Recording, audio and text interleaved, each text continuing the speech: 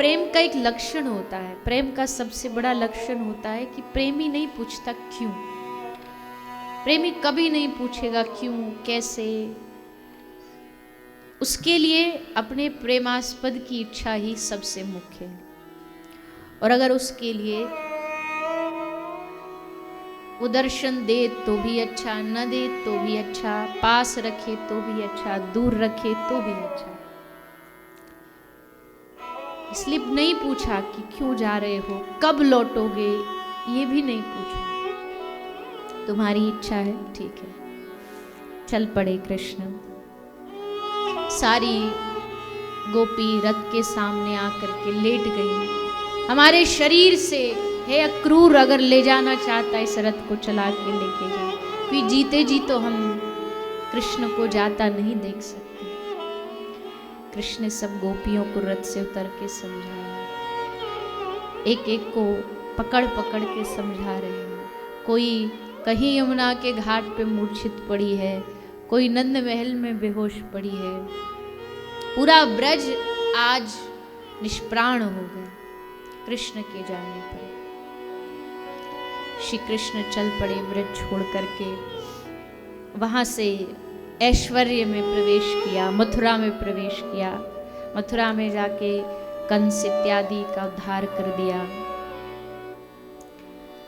कुब्जा पर कृपा करी, सब पर कृपा करते करते पढ़ने चले गए, शिक्षा प्राप्त करके आ गए। कृष्ण का जीवन जैसे चलना चाहिए वैसे चल रहा था। अब राजकुमार कृष्ण, ग्वारिया कृष्ण से राजकुमार कृष्ण बन चुके हैं। मथुरा के वसुदेव देवकी के अब देवकी नंदन श्री वसुदेव के पुत्र बन चुके हैं। लेकिन देखा मथुरा के लोगों ने कि कृष्ण बड़ा उदास रहता है। सब कुछ है कृष्ण के पास, ऐश्वर्य है, दास दासी है, पर चेहरे पर प्रसन्नता नहीं है। बैठे थे सभा में, सब सभापति सभासद बैठे हैं। एक बुजुर्ग ने पूछा, हे कृष्ण क्या तकलीफ है तुमको? हम तुम्हारे सब अपने ही हैं, बताओ क्या दुख है तुम्हें? हम जी जान लगा देंगे तुम्हारे उस कष्ट को दूर करने के लिए, पर एक बार कह दो क्या दुख है तुम्हें? कृष्ण मौन रहे। नहीं, मेरे जीवन में कोई तकलीफ नहीं है, कोई दुख नहीं। तभी एक मथुरा के व्यक्ति ने कहा, लगता है इनको ब्रज की याद आती रहती है। बस इतना कृष्ण ने सुना और कृष्ण के हृदय का बांध टूट गया। सभा से भाग खड़े हुए कि यहाँ रुका तो ये सब देख करके क्या कहेंगे। ये मथुरा की भूमि है, यहाँ ना मैं अपना दुख व्यक्त कर सकता हूँ, ना खुशी व्यक्त कर सकता हूँ। यहाँ आगे पीछे घूमने वाले मिलते हैं, पर यहाँ कोई गले लगाने वाला नहीं मिलता। यहाँ राजा अधिराज कहने वाले मिलते हैं, पर कन्हैया कहने वाला कोई नहीं मिलता। तो ठाकुर जी सभा छोड़ के उठ के भाग करके दौड़ते हुए आ गए। सभा में उद्धव जी बैठे थे। उद्धव जी को लगा ये कैसा व्यवहार है, बीच सभा में से ऐसे भाग करके आ जाना। उद्धव जी आए, कृष्ण के महल में घुसे, ऊपर गए, ढूंढा, चारों तरफ ढूंढा, कहीं नहीं मिले। सेवक ने बताया ऊपर गए हैं। उद्धव जी ऊपर गए, जाके देखा तो कृष्ण एक और अपनी नजरें गढ़ाए बैठे और आंखों से आंसू बहते जा रहे हैं। उद्धव ने पूछा, हे गोविंद, हे प्रभु, हे कृष्ण, क्या बात है? आप ऐसे सभा छोड़ करके क्यों आ गए? कृष्ण ने कहा, हे उद्धव, मैंने लाख प्रयास कर लिया, मैंने खूब प्रयास किया, पर उद्धव ऊधो मोहे ब्रज बिसरत नाही। मैं ब्रज को भुला नहीं पा रहा हूँ, मैं ब्रज की याद को, गोपियों को नहीं भुला पा रहा हूँ। और ये हृदय की बात है उद्धव, इसको किसी से कह भी नहीं सकता। उद्धव ने कहा नहीं, मैं हूं ना, आप मुझे बताओ, और कोई बात आपको कहनी है, वहां तक पहुंचानी है, तो भी मुझे बता दो, मैं पहुंचा दूंगा, मैं उन तक। भगवान ने कहा हाँ उद्धव, ये ठीक रहेगा, तू ब्रज जाएगा, तू थोड़ा सा ब्रजवासियों को समझाए, क्योंकि अभी कुछ दिन पहले ही एक हंस आया था ब्रज से। श्री जीव गोस्वामी का भाव, हंस दूत, एक हंस भेजा है ब्रज की गोपियों ने। जब गोपियों को लगा कि अब बस, अब अगर कृष्ण या कृष्ण का कोई संदेश नहीं आया तो ब्रज तबाह हो जाएगा, तब हंस को भेजा। हंस ने आकर के कृष्ण को दूत बन के सूचना दी, हे कृष्ण, अब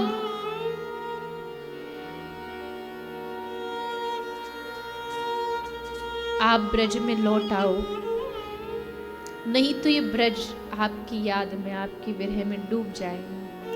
पानी से नहीं, ये ब्रजवासियों की आंसुओं की बाढ़ से डूब जाएगा, कोई नहीं बचा पाएगा। इसलिए हे उद्धव, मैं जानता हूं कि मैं पहला कर्तव्य कि मैं नहीं जा सकता वापस उस ब्रज में, और दूसरा मैं जानता हूं कि एक बार अगर मैं चला गया, वहां से वापसी का फिर लौटने का कोई रास्ता नहीं है।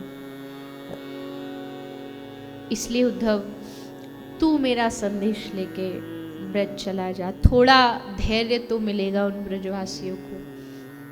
हाँ, ये ठीक रहेगा, आप बता दीजिए किसको क्या क्या कहना है, और मैं भी अपनी तरफ से उनको सब समझा के आ जाऊंगी। पर उद्धव नहीं जानता, ब्रज में अकल की दखल नहीं है, ब्रज में अकल का प्रवेश ही नहीं है, बुद्धि का प्रवेश ही नहीं है।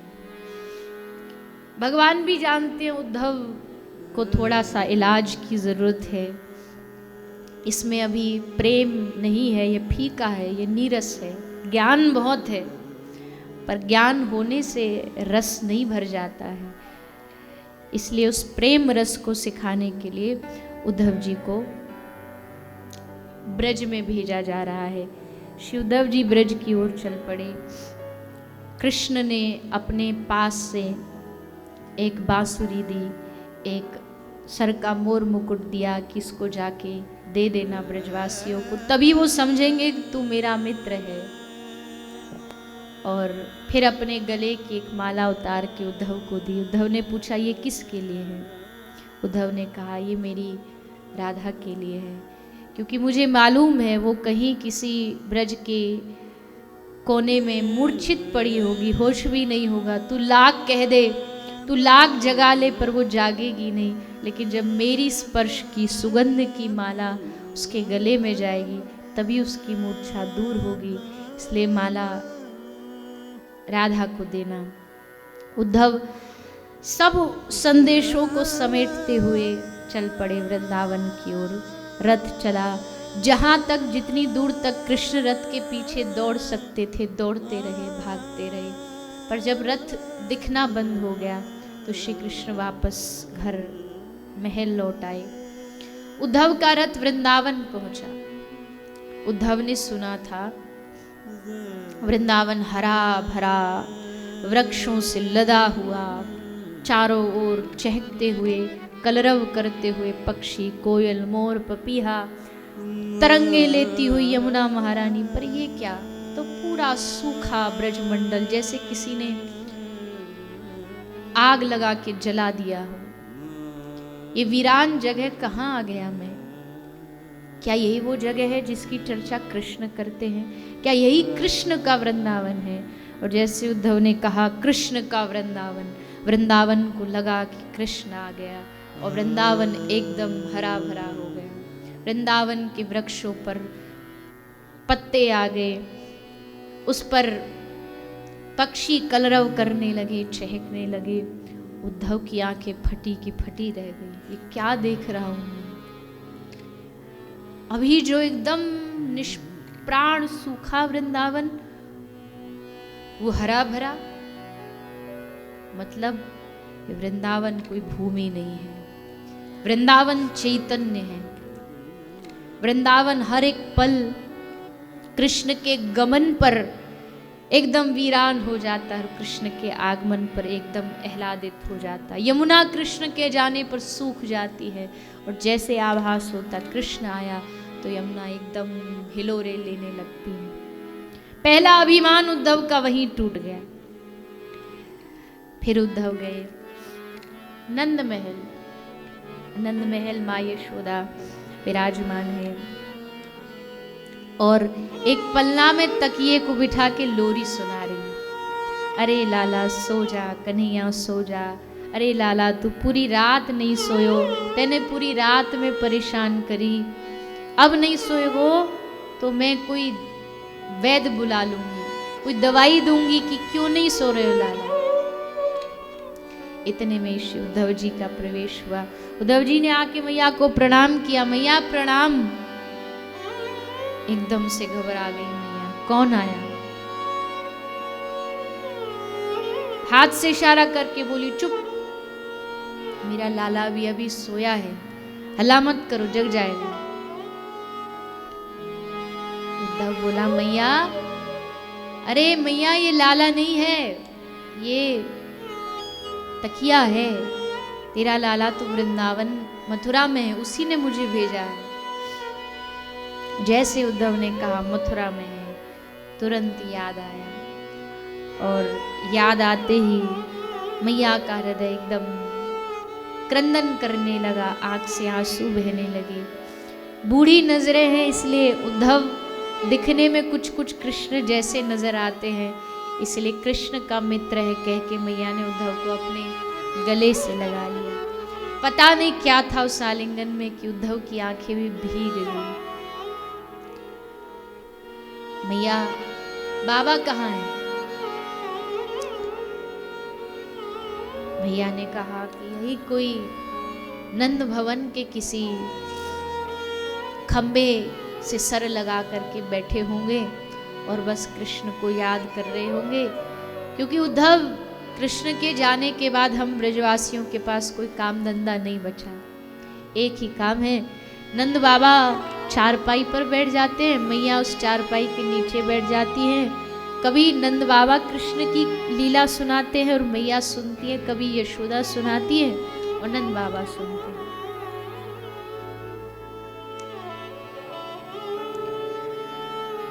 बाबा, मैंने सुना है कि वृंदावन में यमुना के घाट पे कालिया नाग का दहन किया, धावन लगनी का पान किया, तो वो सब स्थानों के दर्शन कराओ। बाबा उद्धव को लेकर के जाते हैं, एक एक स्थान का दर्शन कराते हैं। यमुना के घाट पे पहुंचते तो वहां गोपियों का पूरा एक समूह बैठा था, या ये कह लीजिए कि पूरी एक बावरी पागलों का एक समूह बैठा था। आपस में बैठ करके कृष्ण चर्चा सुनाई जा रही थी। कोई कह रही थी कन्हैया ने ऐसा किया, कोई कह रही थी कन्हैया ने वैसा किया। बस कृष्ण चला गया, लेकिन कृष्ण का स्मरण ब्रज से कभी नहीं गया। सब आपस में चर्चा कर रहे। उद्धव जी भी वही जाते हैं। सब गोपियों के सामने एक पत्र लेके उद्धव आते हैं। गोपी लो, कृष्ण ने तुम्हारे लिए पत्र भेजा है। जैसे गोपी ने सुना कृष्ण ने भेजा, सब झपट पड़ी उस पर और पकड़ के एक एक टुकड़ा फाड़ फाड़ करके सबने लेके अपने गले से लगा लिया। उद्धव बोला तुम तो पूरी पागल हो, बावरी हो। अरे पत्र फाड़ने से पहले कम से कम एक बार पढ़ तो लेती उसको, क्या लिखा है तुम्हारे प्रियतम ने। गोपी हंसने लगी। गोपी ने हंस के कहा उद्धव, हमने कृष्ण को पढ़ लिया है, अब उसके पत्र को पढ़ने की जरूरत नहीं है, हमने कृष्ण को पढ़ लिया है। उद्धव सारे ब्रजमंडल में दर्शन करते हुए घूमते हैं। उद्धव का ज्ञान का जो पर्दा है वो धीरे धीरे खत्म होता जा रहा है। उद्धव समझ रहे हैं ये जो इन ब्रजवासियों की स्थिति है, ये किसी साधन से नहीं आती है, ये उपासनाओं से नहीं आती है, ये प्रेम की स्थिति इसको पाने के लिए उद्धव जैसा ज्ञानी ब्रज की रज में लोटपोट होता है। कृष्ण ने पूछा उद्धव को कि तुझे क्या ब्रज में सबसे महत्वपूर्ण लगा, तो उद्धव ने कहा कि प्रभु मुझे ब्रज की रज सबसे महान लगी।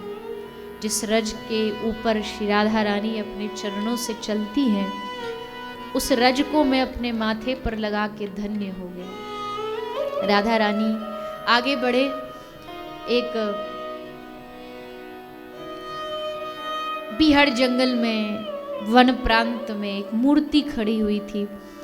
उद्धव ने कहा गोपियों से, गोपी तुम्हारे ब्रज में इतना भी सामर्थ्य नहीं कि ये मूर्ति के लिए एक मंदिर बनवा दें, कोई अच्छा सा आश्रम बनवा दें, पूजा स्थल बनवा दें, वहां इस मूर्ति की स्थापना करें।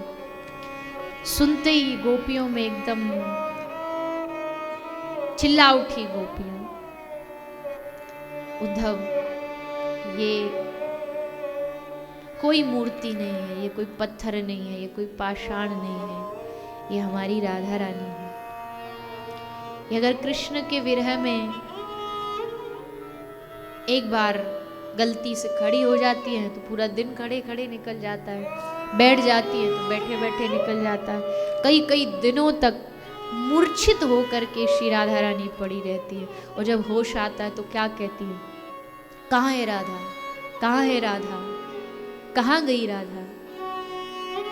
सखियां पकड़ के कहती है स्वामिनी आप क्या कह रही हो, आप ही राधा हो।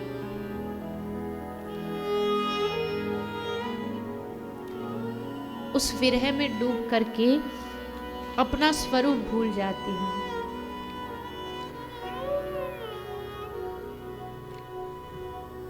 अपने आप को ही ढूंढने लगती है, और फिर कोई याद दिलाता है कि तुम राधा हो, तो फिर याद आ जाता है कि मैं राधा हूं, तो फिर श्याम सुंदर कहाँ है, और श्याम सुंदर कहाँ गए ये सुनते फिर बेहोश हो जाती है। ये भूलना और याद आना, ये जो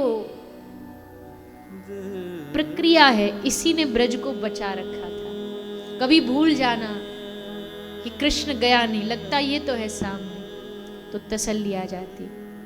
फिर कोई याद दिला देता कि कृष्ण नहीं है, तो फिर शरीर एकदम जलने लगता है। इस भूलने और याद दिलाने ने ही इनको जीवित रखा है, और एक कृष्ण के वाक्य ने जीवित रखा है कि मैं वापस आऊं। बस ये दो ही आशा है कृष्ण के आगमन की। सारे ब्रज के लोग उद्धव से कहते हैं, उद्धव तू जो चाहेगा हम वो तुझे देंगे। हे उद्धव, हम तेरे जीवन भर के ऋणी रहेंगे, पर बस एक बार श्याम सुंदर से हमारा मिलन करा दे, एक बार उनका दर्शन करा दे। उद्धव समझ गए कि इनको समझाना मेरे बस की बात नहीं। एक को समझाता हूं तो वहां दूसरी रोने लगती है, दूसरी को समझाता हूं तीसरी हंसने लगती है, कभी हंसती है कभी रोती है।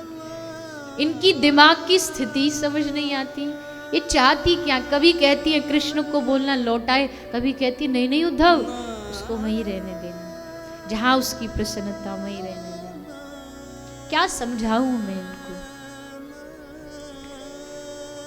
कोई कह रहा है उद्धव कृष्ण को हमारा एक संदेश देना,